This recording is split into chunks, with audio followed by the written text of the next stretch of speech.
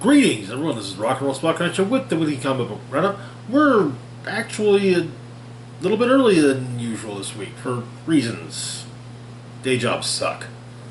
Anyway, got a bit of a large, haul this week, so I'm kind of split up between doing a couple putting up a couple tonight and then the other two tomorrow. So anyway, let's get started. Kicking things off, we've got an all X-Men video because there were that many X-Men books this week. Like, seriously, at least half the X-Men books came out all at once. We'll kick things off. We'll start things up with Immortal X-Men number 2. Where we left off in issue 1, Hope Summers of the Five had been had been voted onto the Quiet Council. We had gotten a interview montage of people volunteering to be on the council, including Selene, the former Black Queen of the Hellfire Club, who basically kind of made a point that magic's kind of her. The Quiet Council doesn't really have any defense against magic, and she proved this point when she didn't get the open position by turning the external gate into a kaiju. We also learned that Mr. Sinister has created a whole bunch of clones of Moira McTaggart with her mutation active. So, the idea being that he can retry things by bringing a clone out and then having it learn, informing it of specific things, and then killing the clone so that it then resurrects at the time of its birth, and then can be Anyway, so we pick up where the first issue left off. Now, so far, the first issue focuses on Mr. Sinister. The second issue focuses on the Council's newest member, Hope. But yeah, the giant external gate kaiju is attacking the island, and Hope is just like, yeah.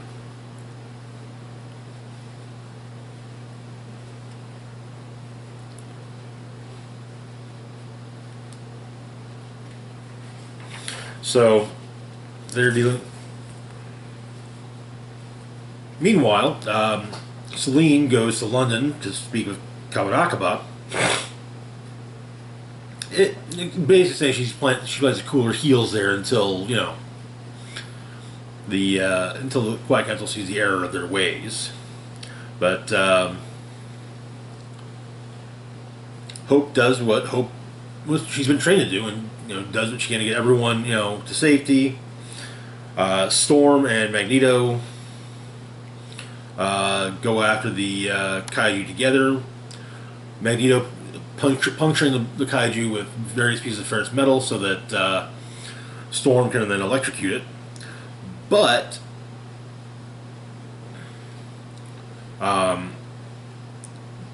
this seems to have a negative effect on Destiny. And Dr. Evans explains that since the kaiju is made from the external gate, it connects multiple dimensions. So hurting it is damaging space in the area, the gateway, the gateways, connections to the other world, everything. So if they destroy the kaiju, it all goes kaboom.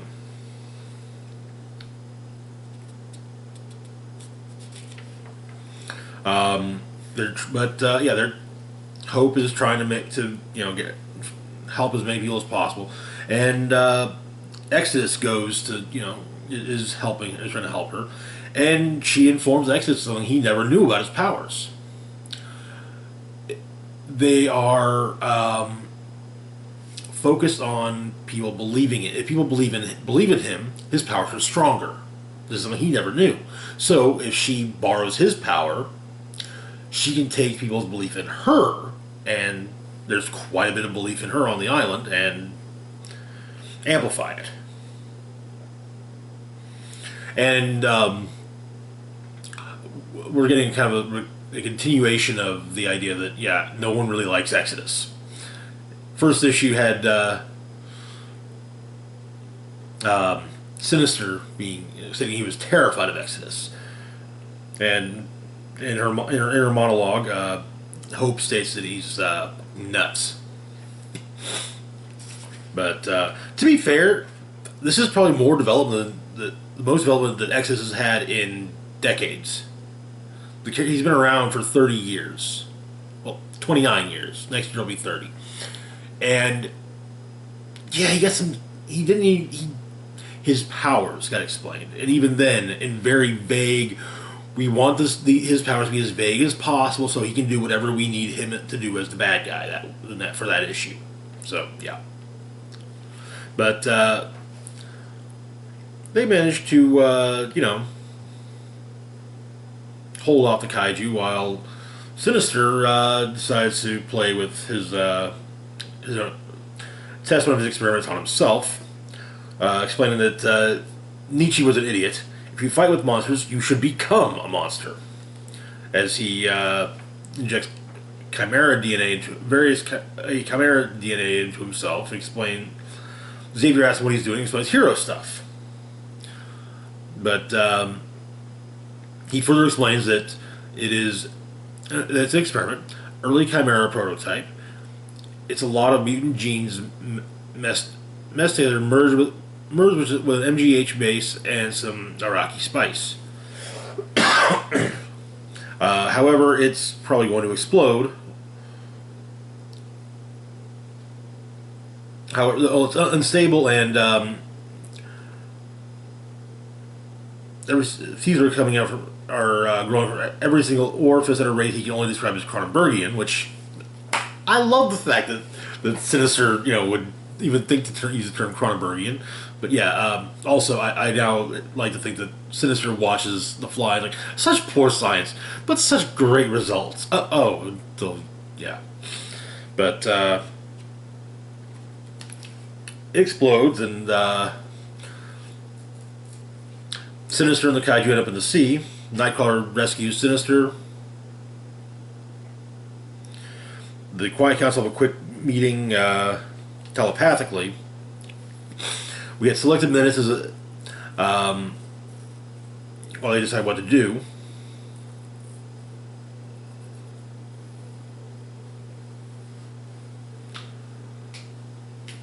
And Kate makes a point that, what did Celine's tantrum mean to prove? With Destiny stating that it proves her point. They are vulnerable to magic. Nightcrawler suggests magic on the council, but Colossus promptly shoots that down by explaining that she's enjoying being the captain far too much. She's not one for such meetings. Xavier says that's a conversation another time.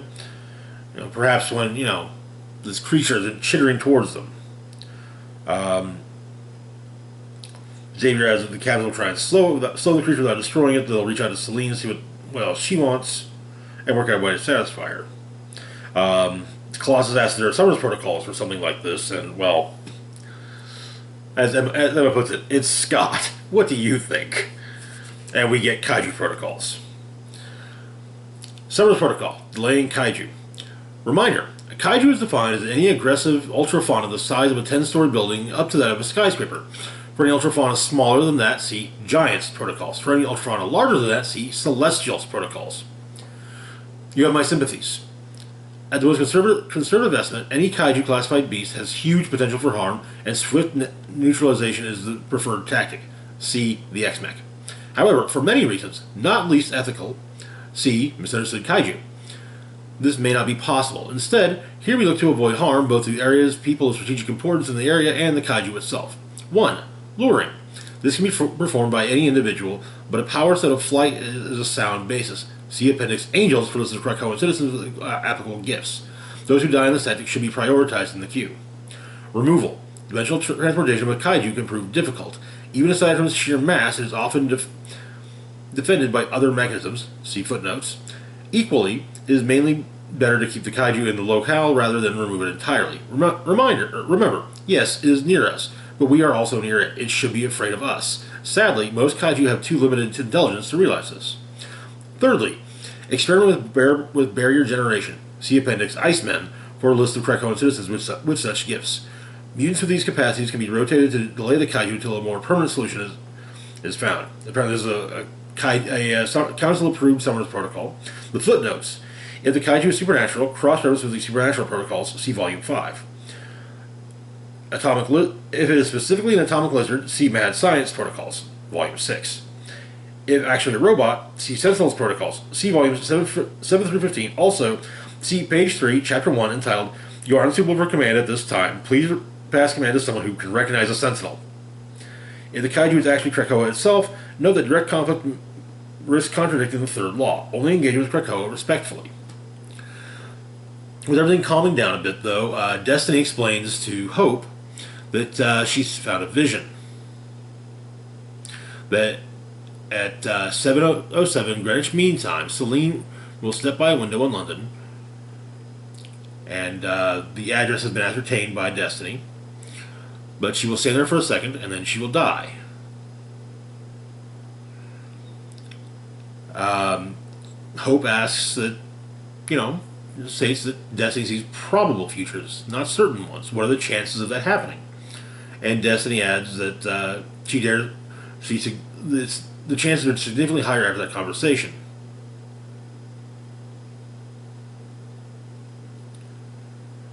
But so Hope goes and borrows Magic's teleportation discs after having also got one of her dad's guns, or one of the guns that her dad trained her on, I should say. Teleports to London, finds her in a window, and makes a nearly impossible shot, putting a bullet through Celine's neck, killing her. And then returning to Krakoa just as quickly. When Celine is resurrected, Hope punches her in the face and passes her along to Exodus, who then snaps her neck. Presumably she's a bit further down the resurrection queue this time. But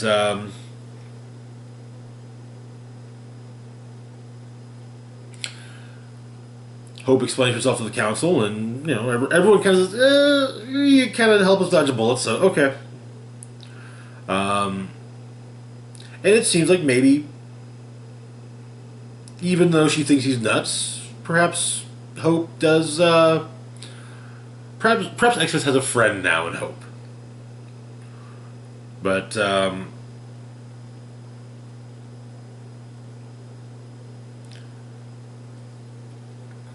Sinister thinks that perhaps something should be resurrected again to find out how she did what she did. Though Destiny points out that does not. She doesn't think that would end well for Sinister. Adding that she has told him before they must be on the same side. Xavier asks Sinister what she was implying. Sinister has no idea. Saying Destiny's never told him any such thing. But Mystique notices something's wrong with her wife, and Destiny explains that the creature was a living disruption in time and space, and she's felt queasy ever since. She hasn't felt like that in over a century at least. So she's going to bed a summer, and says no, it collapses, saying you're a ghost over and over again. And that is where the issue ends. 2 issues in, and I'm just going to say, Immortal X-Men is quickly becoming my favorite X-Men book of the Krakoan since House of X Powers of 10. And there have been some good ones. Marauders, the X-Men relaunch, X-Force. But yeah, that started to edge all of those out. Moving on to our next book, we have New Mutants number 25. Finally. Been waiting for this one for a few months. So where we left off, Magic had decided to basically to potentially at least see about passing along control of Limbo to Madeline Pryor, the Goblin Queen. So we open with a quote from Heracles by Euripides. Last, woe is me. I have dared this labor to crown the sorrows of my house, for mine is no curse that invites greetings. Belasco has Sim, the demon Lord Belasco has his hench demon Sim drink a potion, which causes a mace to erupt from him. We have some interesting, an interesting retelling of Magic's origin through dark fantasy tropes, with her being a little goblin. But she has a sparring session on Krakoa with Wolfsbane and Mirage. Neither of them think that handing control of Limbo to Madeline Pryor is a good idea. But part of this is that it kind of explains the bond between Magic and the other three.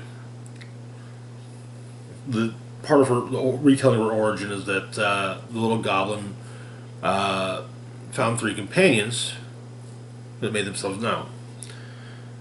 There was the wolf, a compassionate spiritual warrior with a pure heart, the Queen of Echoes, powerful sorceress touched by madness, and the Moon Whisperer, a huntress and fierce protector of the innocent.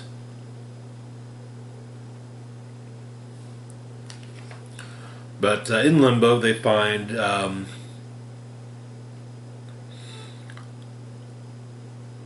Belasco's Library of Arcane Lore. It's quite the library. And it's not just dark magics. It's also,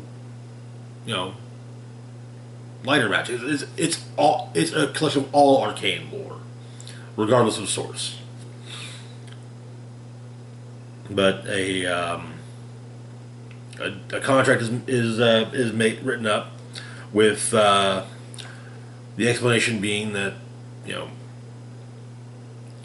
the contracts are all about the fine print. You have to be very specific, and they have to agree to the terms. But still, Danny and Rain aren't down. But Sim leads an attack, and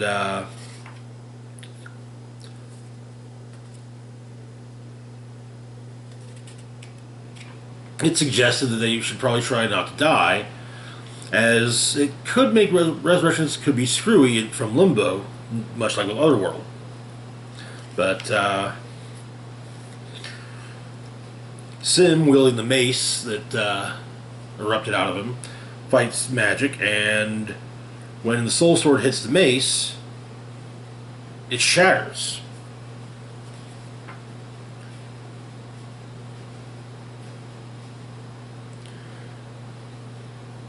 But it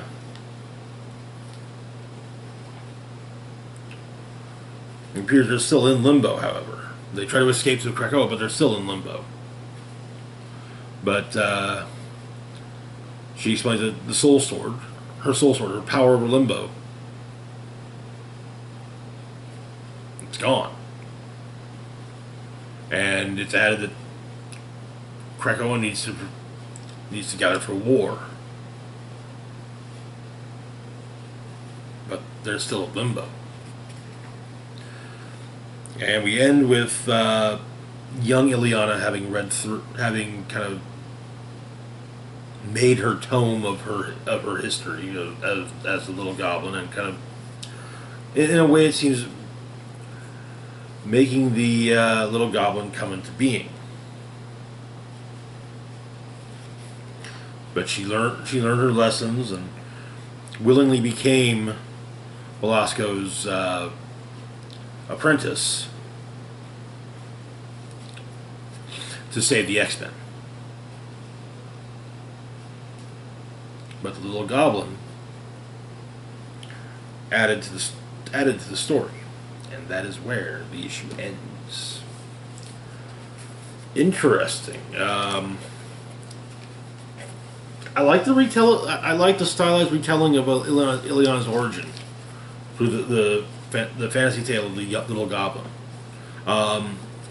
I had to. I thought this was going to be kind of a straightforward, oh yes,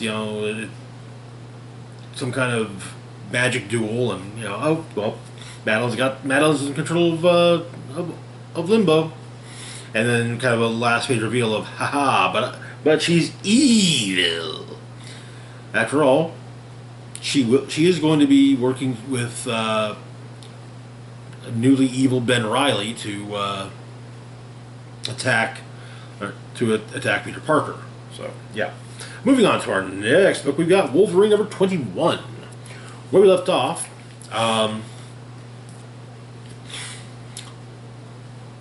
Wolverine was going after his the severed arm of his that apparently that the X-Desk had bought from Legacy House.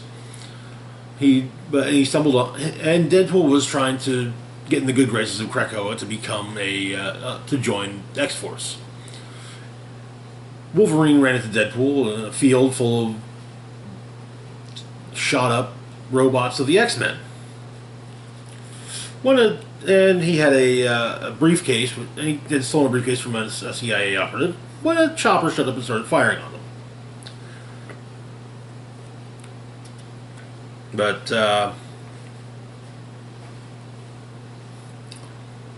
they're dealing with the chopper.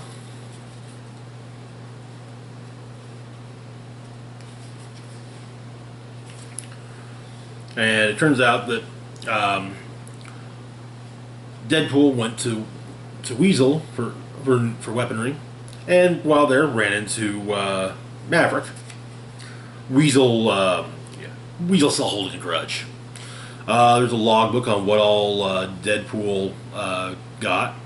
Holographic image reducer 2.0. Updated version includes, by request, an exploding poodle, a bear in a tutu, and Jonathan Hickman on a unicycle.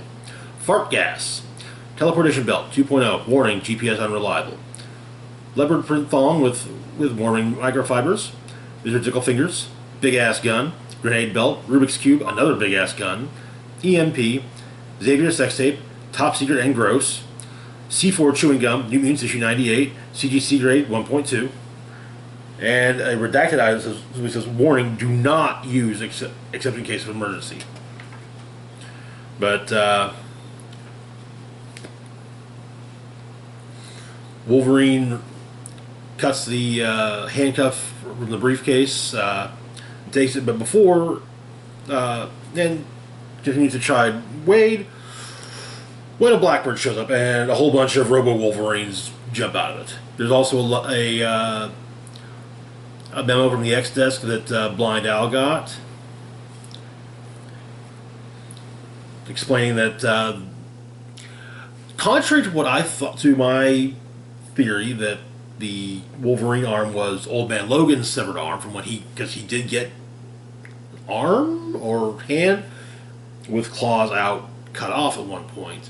That's not what the hand was. The hand was actually it was studied, and it was explained that the claws turned out to not be adamantium but steel, the flesh synthetic. The veins were wires clogged with oil. At first, Dolores was disappointed, but then an idea began to fester. Who had built it? Because it was a brilliant replication. And sometimes a replication is all you need. Such as when the robber prods a finger against his jacket pocket, distending the fabric in the shape of a gun. Was Dolores indeed a mutant? Or just a shadow of one? Or two? Or 20? Spies, blackmail ambassadors, what have you. The automatons could be employed in countless scenarios, including to sustain the reputation of the mutants. The hand was handed over to the forensics team, and they came back to her with a name. Danger. But the Blackbird vomits out a bunch of Robo-Wolverines, and it's being piloted by Danger. Deadpool explains the fight that he got into, and yeah. While him and Wolverine deal with the Robo-Wolverines. The Blackbird lands, Danger gets out, and Deadpool teleports them into a cage. Because, But the briefcase is stolen by Weasel, who is working with Maverick, who explains that the bars of the cage are, in fact, adamantium. But the two open the case to see what's inside. It appears to be Danger deconstructed with a Cerebro helmet on her head. With Maverick saying that whatever it is, they're gonna sell the shit out of it. And that is where the issue ends. Okay, it was fun. We get some trademark Deadpool craziness. There's a lot more of his craziness I didn't go into. You know, the fourth wall breaking stuff, like him taking over the credits page of the credits pages. But anyway, moving on to our next book, we've got X-Force number 28. Where we left off, a Cerebro helmet had apparently gained sentience and ate Forge's brain. Yeah, ate Forge's brain. After Forge was resurrected, powers intact after the events of 10 Lives and 10 Deaths of Wolverine. So the Cerebro helmet makes a hologram of Forge, and it's going out. It's going to try and gather everybody on the island, all their knowledge, because it's hungry. But Cecilia Reyes does an autopsy on Forge. We get some smatterings of seeing other characters attacked by the Cerebro helmet, including Havoc. Why they gotta do my boy Alex like this? Why? Going out like a chump in 2 panels. He's like Rodney Dangerfield. No respect. Gets no respect. It's a shame. Meanwhile, Kid Omega is apparently in what appears to be a Juggernaut-sized body fighting Silver Samurai. And apparently he's got ideas for additional husks to telepathically and telekinetically control. But he tells Logan that Krakoa is supposed to be a place where beings were safe, but lately it feels like everything's getting stolen away. Meanwhile, there's a memo from to X-Force from the Five about Quentin's husks. And Sage goes to talk to Omega Red, telling him he doesn't have to kill anymore. In fact, they took the vampiric tendencies out of his body.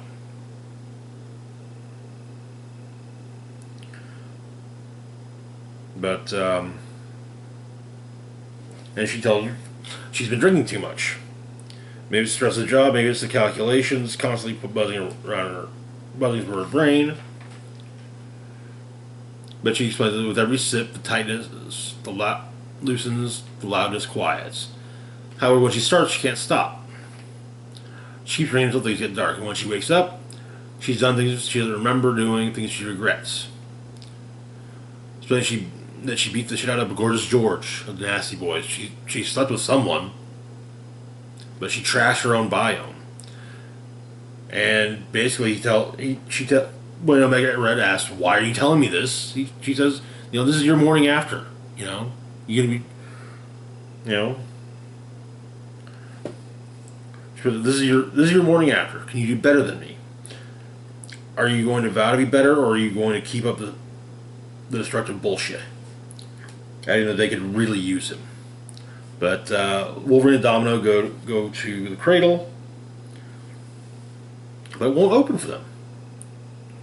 Wolverine slashes at the cradle opening and finds circuitry. So Domino blasts a door into the tree and finds where it's been taken over by that thing, and kind of apparently not the only one that apparently the Cerebro helmet also ate it looks like it ate Multiple Man's head, and a few others who, again, I can't really tell who all got who all is there, aside from Havoc and what looks to be Multiple Man. There's a little write-up about Colossus sitting on the beach every morning and, picking up the sand with his fingers and making a design with his fingertip in the sand. And it's the same thing every day. Help me. Quentin goes to warn the Cuckoos about the Cerebro helmet, but they tell him they don't need his protection. The Cerebro attacks Wolverine and Domino.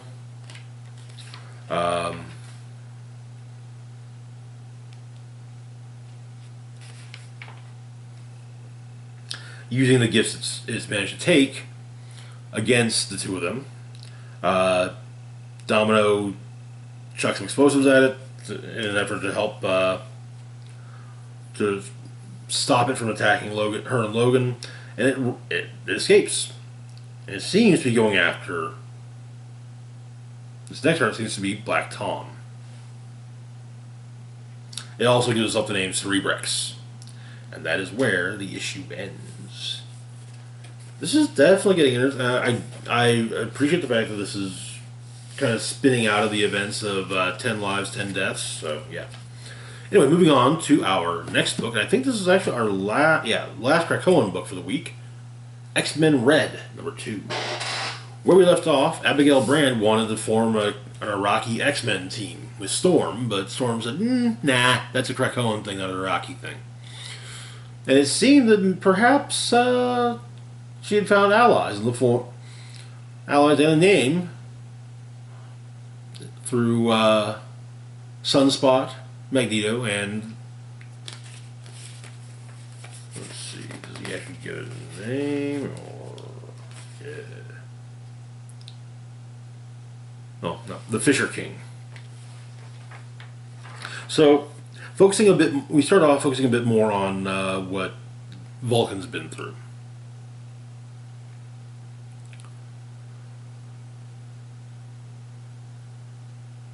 With the scientists, the other dimensional the scientists who seemingly restored Vulcan after War of Kings, viewing him and explaining that Vulcan has true power inside a broken and twisted host.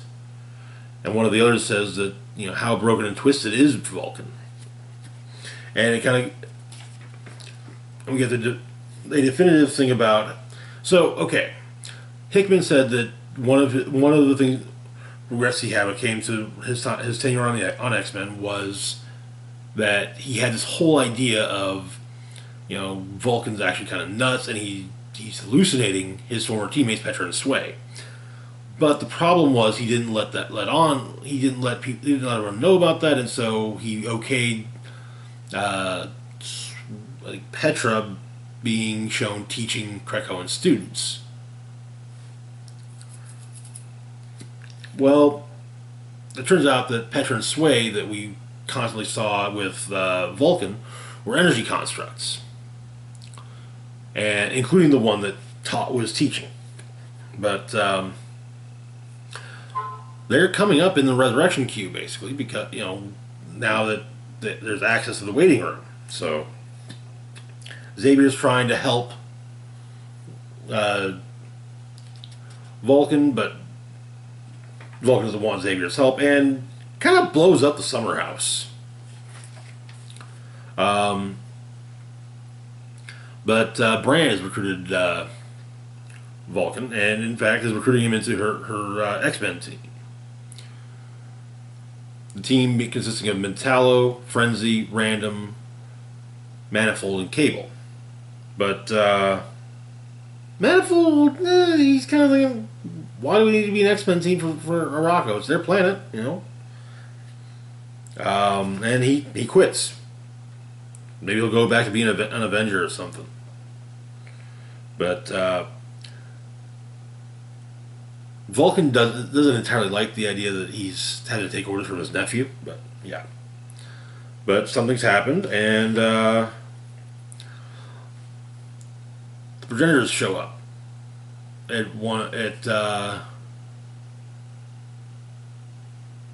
in the Morrowlands. So the X-Men teleport there, body slide there. So this team of X-Men body slide there. Progenitors basically remove Cable's techno-organic viral load and start killing the Iraqi. And Vulcan goes to do crowd control on it. Basically, get the hell out of here. We'll handle this. Until Storm shows up, freezes Vulcan, and her Sunspot and Magneto deal with the progenitors and enlist the aid of the Iraqi to help. But then we get a fight between Storm and Vulcan, which Storm wins decidedly. Turns out the progenitors were summoned forth by Orbis Stellaris by Brand through Orbis Stellaris.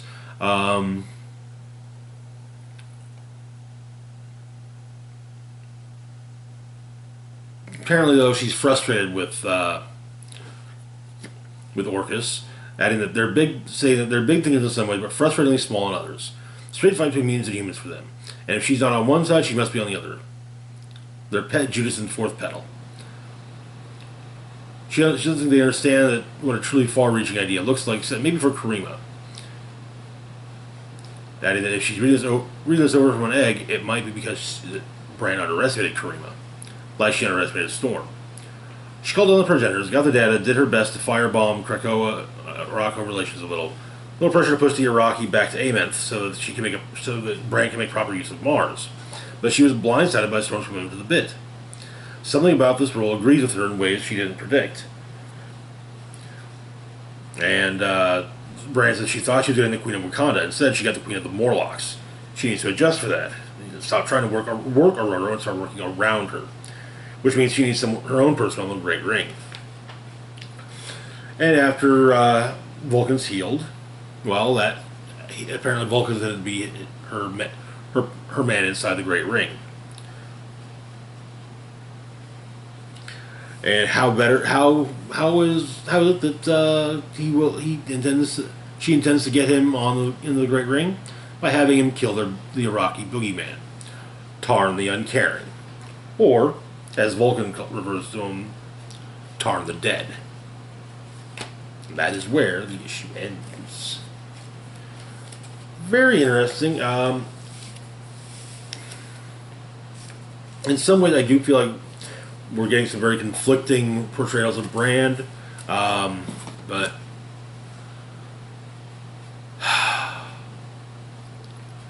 the thing is, Sword and X-Men Red portrayals seem more like, her. Her brief appearance in last month's X-Force seems a little like her, but not as much. Moving on to our next book, though, we've got Wolverine Patch, number 2. Where we left off, during his time on Madripoor, Wolverine was investigating some shenanigans, ended up running into a couple of Russian mutants in the jungle. After having also run afoul of Nick Fury, who's monitoring Madripoor for a variety of reasons. But one of the SHIELD agents aboard the helicarrier gets a match of a KGB major, Tatiana Nemakova, having gotten off a plane that just arrived at Madripoor airfield. Patch has run into the natives, but they realize, okay, that maybe they shouldn't, maybe he's on their side. Major Nemakov is meeting with the Prince of Madripoor, looking for 3 escaped mutants, 3 escaped superhumans from a controversial KGB project. The Madriporani are attacked by some of General Coy's people, who also shoot up Logan. Logan, Patch takes care of the Coy's troops. Then, but yeah, Coy ends up calling in dog teams. The third of the Russian mutants is revealed, Aleph, able to manipulate temperature to be able to block surveillance. But Patch deals with the Yakuza people as well, and the Badger Pirani explain that, well, if this guy's an enemy of, the Yakuza and General Coy, then he must be a friend of the others, the Forest people, or not the Forest people, but the Russian mutants. And Beth and Gimel actually got like, okay, maybe we misjudged this guy. Meanwhile, the Prince shows up to speak to General Coy along with Major Nemikova, who adds that there's enough reward money to go around for finding the missing mutants. Aleph is going to try and heal Logan, though they do know how quickly he is healing already. But Aleph says to Beth that Patch's worst wounds aren't on the outside, they're on the inside. The old Soviet-era chopper wreckage was also found by S.H.I.E.L.D. agents, and Fury wants a full further examination of the wreck. Inside Patch's mind, Aleph is trying to help him. And she runs into a spectral figure inside Patch's memory, or mind. A spectral figure who says Aleph can call her Jean. And that is where the issue ends. I'm honestly really enjoying this. To be fair, as much of a fan of Wolverine, there's a lot of the Madripoor stuff I never read. Some of it appeared in Wolverine's solo title way back in the day, honestly, before I really got into comics. But there's also a lot of it that was in the Marvel Comics Presents running Wolverine feature. I've read one story from that, which introduced Cyber. But yeah, not too terribly much. I was still well aware of the Patch persona. Always thought it funny that, one of Wolverine's greatest disguises is an eye patch. I mean, hey, you don't expect it to be Wolverine, right? I mean, why Wolverine an eye patch? He heals. Moving on to our last moment, though, we got the X-Cellent, number 3. Where we left off, the X-Cellent had got a teleporter and were returning to their crash pad, and but their teleporter is unreliable, and yeah, they barely managed to reform whole.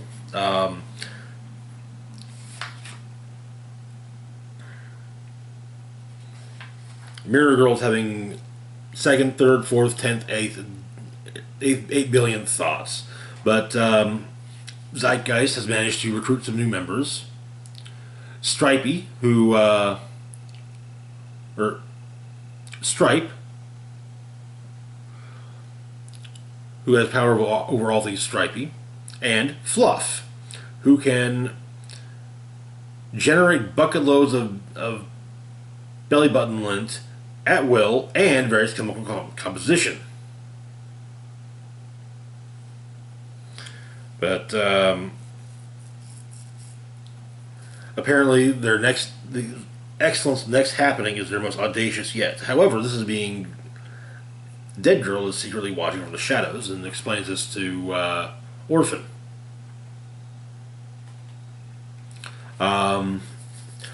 Orphan is blaming Anarchist for what happened to one of their members. Though guy's not dead, but Dead Girl says that he is being pulled to the side to to the line of the dead.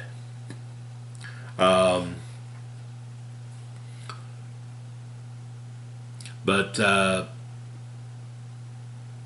Orphan goes to speak with an influencer named Girl Joe, and gets them to basically use her status use their status as an influencer to turn public opinion against Zeitgeist and the X-Cellent. Turns out that their big score is basically trashing the Sanctum Sanctorum. They get lost along the way, though, in the Dark Dimension, and Hurt John is able to convince Whoosh to get the rest of the way there.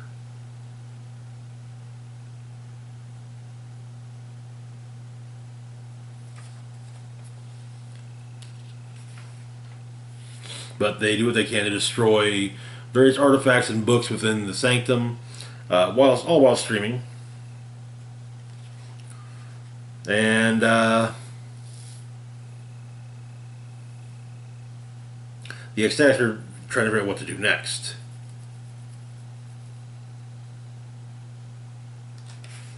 But Girl Joe then does a stream about what the X-Cellent have done,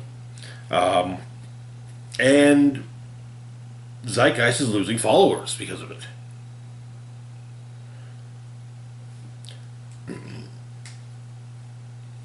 Which leads to another inter-team conflict, largely with Fluff, and maybe between Fluff and Zeitgeist. Turns out that Fluff's amused to Zeitgeist's mesmerism.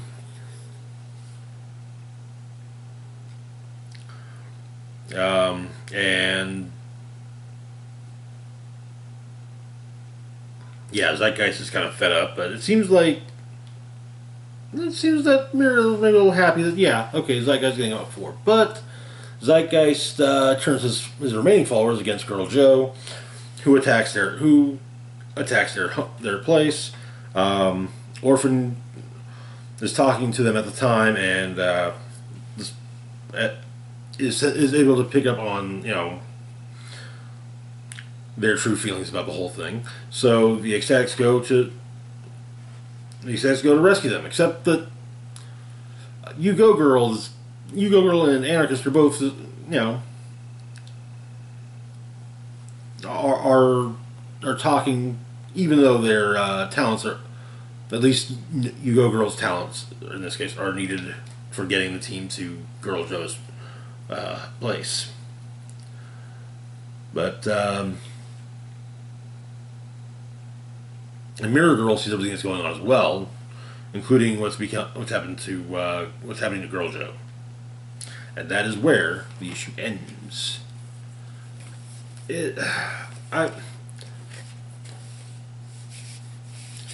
This isn't exactly the book I'm entirely fond of, and I know I keep picking it up, but it's a mini-series. When it's done with, it's done with.